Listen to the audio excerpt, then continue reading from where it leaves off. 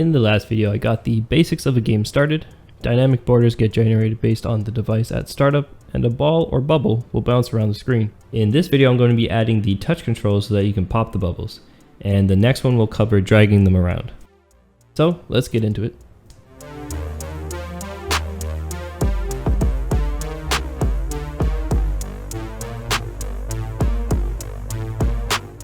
Just to recap, I'm using Trello to keep track of the features I want to add to the game, and will add as I go. We left off last time with touch input being the next thing to work on, but before I get into that, I wanted to fix the random direction code for the bubble.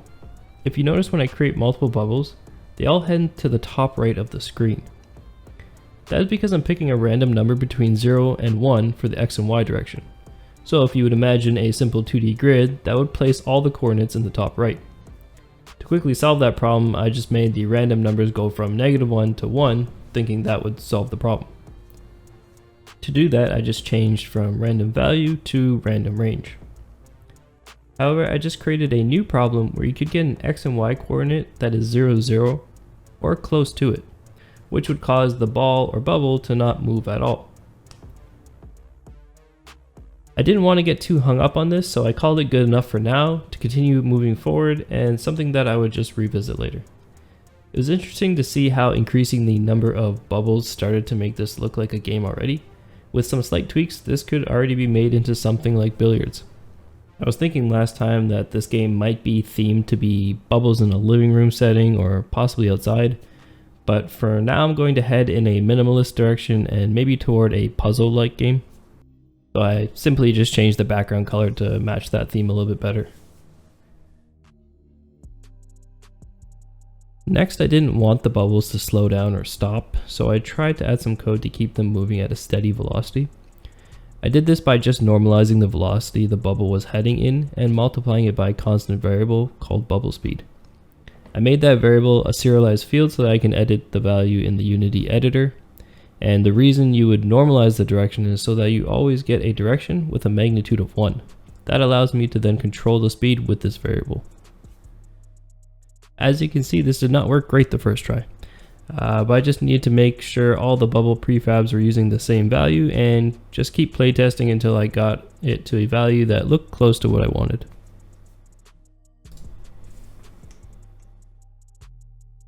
Once things were finally looking good, I moved on to setting up the touch input.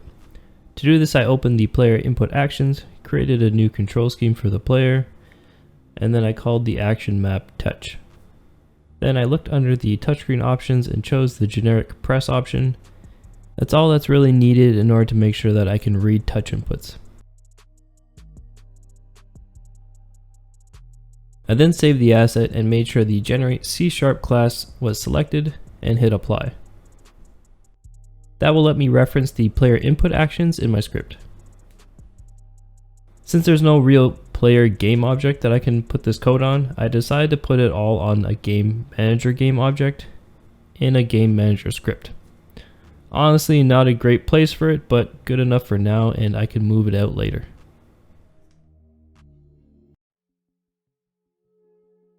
When setting up the new input system in Unity, I like to create a private variable for the input actions, create a new instance of it in the awake method, enable it on the onEnable method, and disable it on the onDisable method. That seems to be a pretty common practice from what I have seen, and it has been working okay so far. Being able to enable and disable sets of controls is a really useful feature to have when developing video games. Definitely one of my favorite things about the new input system. In the start method, I then specify any actions that I am trying to read, in this case the press action that I just set up. I can reference that through the player input actions variable, then I get access to the touch scheme that we set up, and then there's the press action, and I can set a callback function whenever that is performed. In addition to performed, actions have other phases that you can set callbacks for, like disabled, waiting, started, or cancelled. For now, I'm just going to create a function called touch that will be called when the press action is performed. And these callback functions just need to have the callback context as a parameter, so make sure you specify using input system at the top of your class to get access to that. And in this function, I'm just going to print the word touch for now to check that everything is hooked up correctly. When I get back into the editor and hit play, I start clicking around, but you will notice I don't get anything printed to the console. This always confuses me at first, but it is because mouse clicks don't register as touch input by default in Unity. As I went to research how to enable that setting, I also found in the Unity docs that there is a random rotation. So I wanted to quickly add that to fix my 0,0 issue. So I just went back into the bubble script and swapped that out with the random range, and after a few test tries, that seemed to be working much better. So with that problem finally solved, I went back to fixing my touch issue. To do this, you need to go to Window, Analysis, Input Debugger, and in the Options dropdown in the top left, select Simulate Touch Input from Mouse or Pen. This will let you use your mouse in the editor for testing touch input.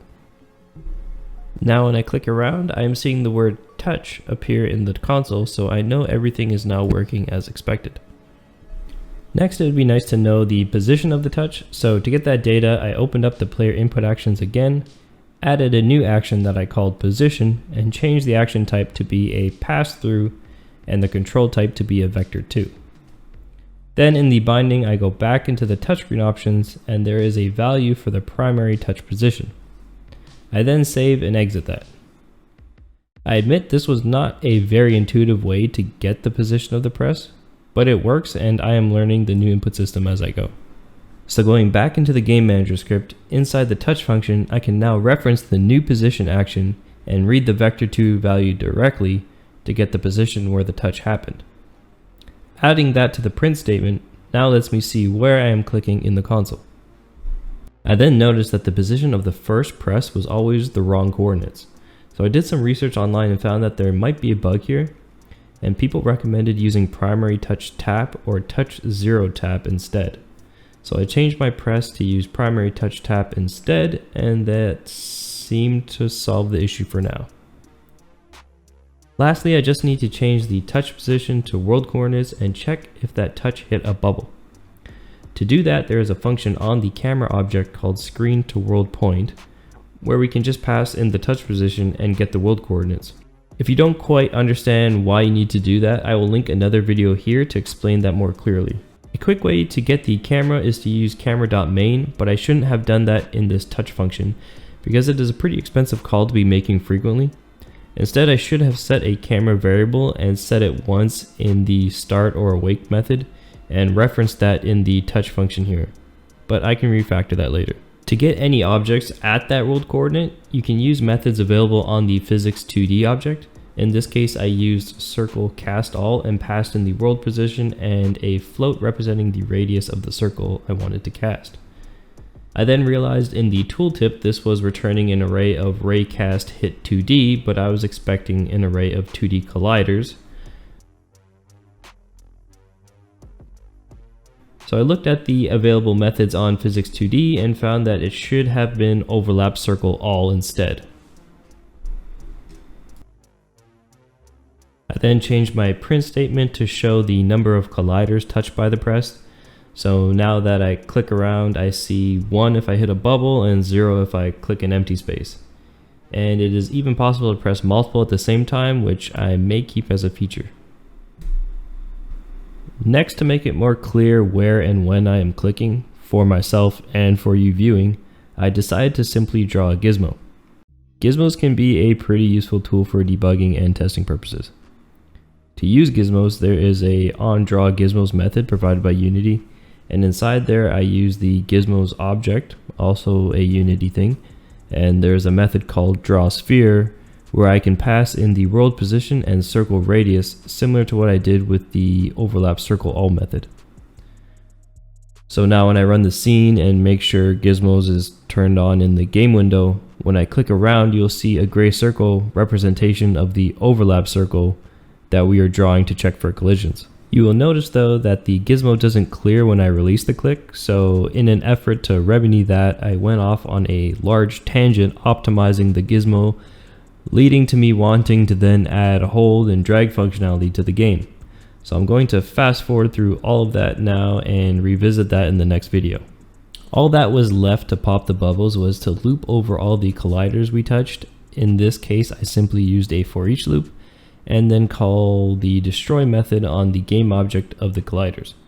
That code would have went after the print statement in the touch function before I went off on that tangent, which I should have done and committed that code to complete my story, but you can see just how easy a simple idea can derail you and bring in scope creep. That covers adding touch input and popping bubbles, so I will end it here and I will see you in the next video.